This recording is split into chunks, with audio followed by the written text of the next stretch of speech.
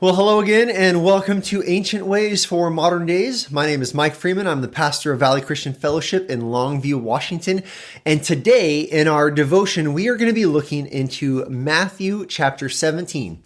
Specifically, we're going to be looking at the first story in Matthew chapter 17, which is oftentimes called the Transfiguration of Jesus Christ. And so this is a moment when Jesus and a few of his disciples, they're up on the mountainside together, and I want, for our short time together today, I want us to just consider who Jesus is and see how this text reveals who Jesus is. And my hope as we think about this together is that we just grow in our awe of Christ. We grow in our desire to worship him. We grow in our willingness to follow him and obey him. Let me show you what I mean. Let's jump into to chapter 17. I want to look at verse 2 to begin. And what I want us to begin with is just to be amazed at Jesus' glory. Look at what it says. It says, "And he, Jesus, was transfigured before them, and his face shone like the sun, and his clothes became white as light." Now, look at what's happening with Christ here. Christ here, we are getting a preview of really Christ in his glory. We are getting a preview of the glory of Christ that's going to shine for all eternity. And we get it in this moment up on this hill, and we see his face. It shines like the sun. You know, this reminds us in the book of Revelation, in the very end, it talks about how there are no luminaries. There's no need for the sun and the moon because the glory of God is what illuminates the eternity for us. And this is a preview of that. Christ's face is shining like the sun, and his clothes, they become white as light. Not white as a bleached shirt, but white as light, like the purest form of white, just shining brilliantly. And this is Christ. His face is shining with glory. His clothing is white. Jesus he's been transformed. This is not a spotlight's been put on him, but he is emanating with glory and with light. This is meant to leave us saying, wow. And he's not alone now. Verse 3, we see that he is joined. It says, "Behold, there appeared to them Moses and Elijah talking with him."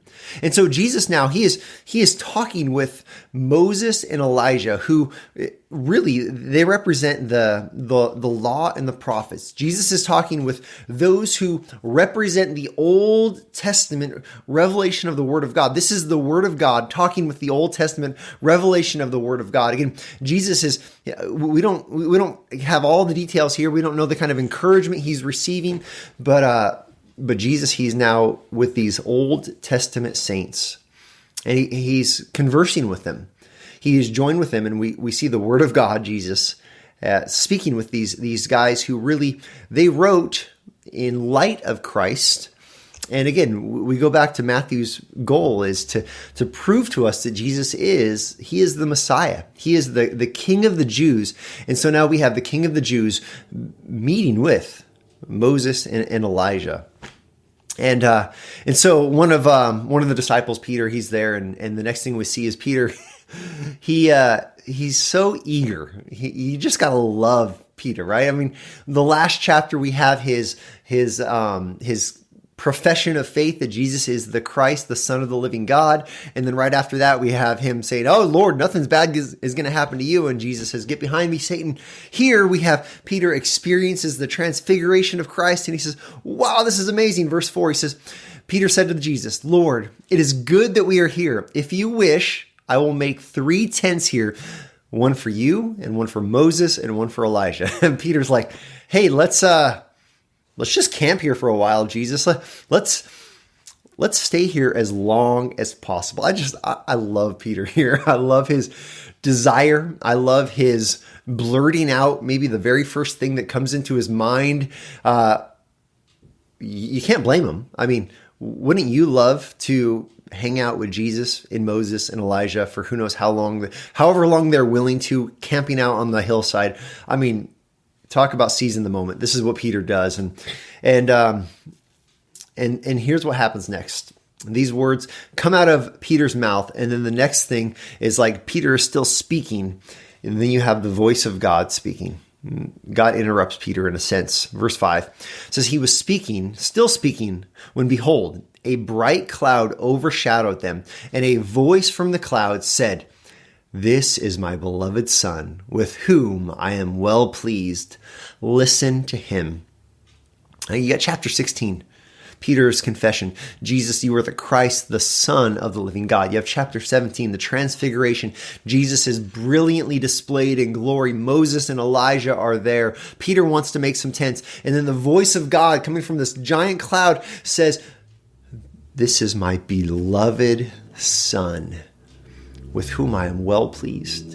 I mean, you can't help but be overwhelmed with the identity of Jesus here. He's shining in glory. And now the Father is speaking his approval over him from the heavens. He says, this is my Son, my beloved Son, with whom I am well pleased. And then you have this last phrase, listen to him. Listen to him, hear him, obey him, do what he says really is what this is saying. And so the disciples, they respond. It says, verse 6, when the disciples heard this, they fell on their faces and were terrified. Again, you can't blame them. I would be right there on my face with them. Wouldn't you be? Just like, okay, wow, this has gone from amazing to intense. The voice of God speaking his approval from the heavens over his Son. And so these guys, they hit the deck. They fall to their face. I think it's maybe built into our DNA just to have that immediate reaction. They fall to their face at this intense voice.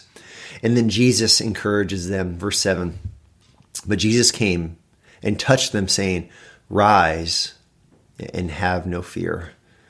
But rise, it's okay, guys. Jesus touches them. It's okay, but it's okay. I'm here. You need not fear. Again, this phrase, not to be afraid, not to be gripped by fear, gripped by the fear of being in the presence of Jesus and his glory and the voice of God from heaven. He says, rise up. Don't be afraid. Now, again, this is such an encouragement for us today. In our modern day, we look back at the Word of God and the ancient ways. And what I want us to do today is just simply, once again, marvel at the person of Jesus Christ. I mean, what do we need today? What we need today is we need Christ. Simply put, what we need today is to remember who Christ is and that he loves us.